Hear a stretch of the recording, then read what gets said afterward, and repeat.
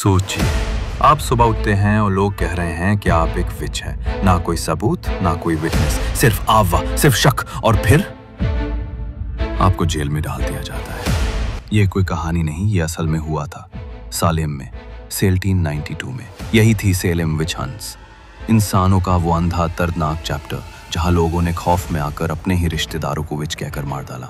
17वीं century America में लोग बहुत रिलीजियस थे। हर चीज को या तो खुदा का काम समझते थे या शैतान का। अचानक कुछ लड़कियों ने अजीब हरकतें करना शुरू की। चीखना, मुंह से झाग निकालना, जमीन पर गिर गिर के तवीज तोड़ना। उन्होंने कहा, हम पर जादू किया गया है। और उसी वक्त शुरू हुई एक खतरनाक खेल। पहला इल्जाम एक गरीब अफ्रीकन स्लेव पर लगा। उसका नाम था टिटूबा। उस पर जब जोर जबरदस्ती की गई तो उसने कहा, हाँ मैंने जादू किया, लेकिन मेरे साथ और भी लोग हैं। और फिर क्या था? जिस जिस पर शक होता उससे जेल में डाल दिया जाता। किसी ने भी अगर किसी से दुश्मनी थी, बस कह रिया ये विच है, और वो पकड़ा गया। घर के अंदर, चर्च के अंदर, हर जगह सिर्फ एक ही बात थी, विचक्राफ्ट। औरतें, बच्चियां, बुजुर्ग, कोई भी महफूज नहीं था। लोग कह रहे थे, उसने मुझे नींद में देखा, उसके शैडो ने मुझे छुपा, उसकी आंखों में कुछ अजीब है।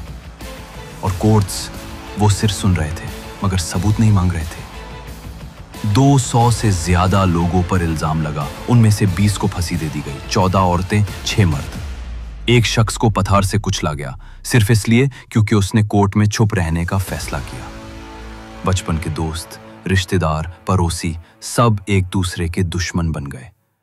जब लोगों को समझ आया कि ये सब झूठ पर मबनी था, तब तक बहुत देर हो चुकी थी। कोर्ट्स बंद कर दिए गए।